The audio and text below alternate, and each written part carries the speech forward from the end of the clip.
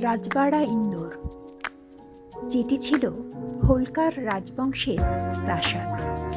মারাঠা, মুঘল আর ফরাসি স্থাপত্যের সংমিশ্রণে তৈরি এই প্রাসাদটি হল ইন্দোরের অন্যতম আকর্ষণ।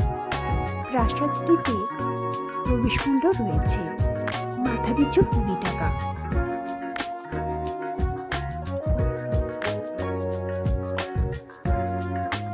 প্রাসাদটিতে রয়েছে অপূর্ব কাঠের কাজ।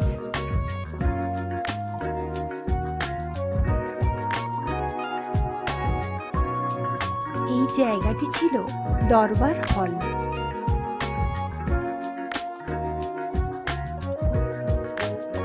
দরবার হলে হাঁটার সময় দেখতে পেয়েছিলাম এই গণেশ মূর্তিকে।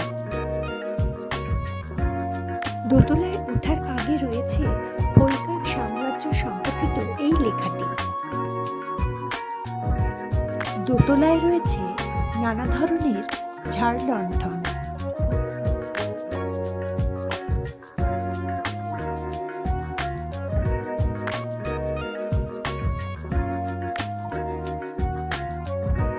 প্রাসাদের এই জায়গাটা আমার খুব ভালো লেগেছিল।